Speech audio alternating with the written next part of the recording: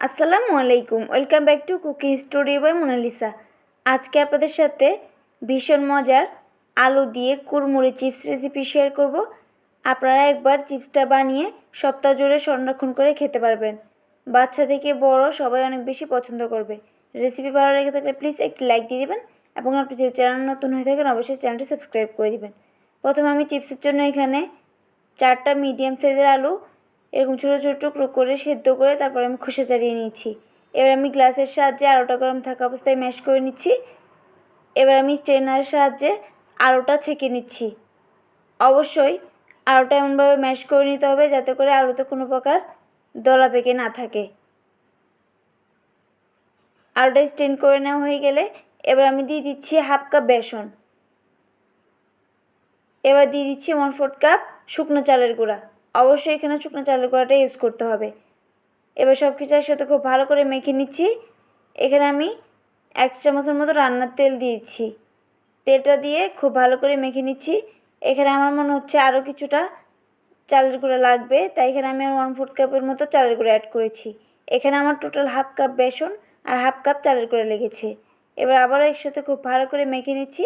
মেখে নেওয়া হয়ে গেলে এবার আমি এই মিশ্রণটাকে 2 ভাগে ভাগ করে নিচ্ছি।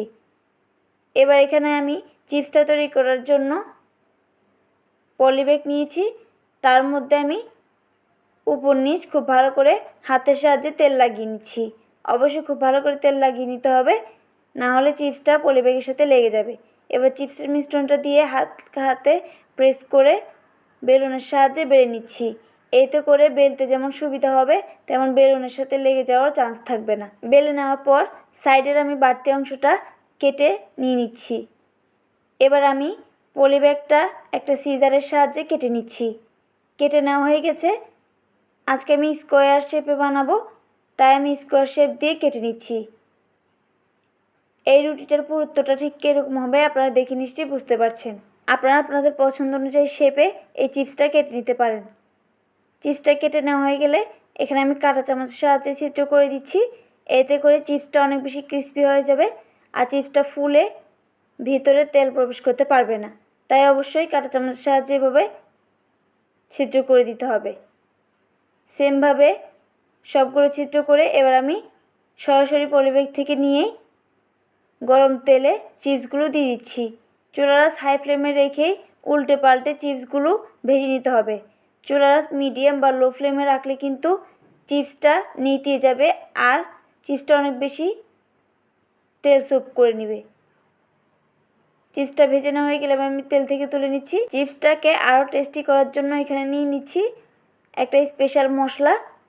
তার জন্য আমি এখানে 1/4 চা চামচ টেস্টিং সল্ট, 1 চিমটির মতো লবণ, 1/4 চা চামচের মতো লাল মরিচের গুঁড়ো দিয়ে একসাথে মিশিয়ে নিচ্ছি। এবার মিশিয়ে অল্প অল্প করে দিয়ে উল্টে পাল্টে সব চিপসের গায়ে লাগিয়ে নিচ্ছি। ব্যাস, খুব সহজেই তৈরি হয়ে গেল আলু দিয়ে ভীষণ মজাদার কুড়মুড়ে চিপস। আপনারা শব্দ শুনে নিশ্চয়ই বুঝতে পারছেন চিপসটা কতটা বেশি ক্রিস্পি হয়েছে। অবশ্যই একটু বেশি পরিমাণে চিপস তৈরি করবেন, না হলে কিন্তু পরে আপনার আফসোস করতে হবে। রেসিপিটি কেমন লেগেছে কমেন্ট করে জানাবেন। রেসিপি ভালো লেগে থাকলে প্লিজ একটি লাইক দিয়ে দেবেন এবং চ্যানেলটি সাবস্ক্রাইব করে পাশে থাকা বেল আইকনটি প্রেস করে দিবেন। আর যারা ফেসবুক থেকে দেখছেন অবশ্যই পেজটি ফলো করে দিবেন। আজকের মতো এখানেই বিদায় নিচ্ছি। দেখা হবে পরবর্তী কোনো রেসিপি নিয়ে। সেই পর্যন্ত সবাই ভালো থাকবেন। আল্লাহ হাফেজ।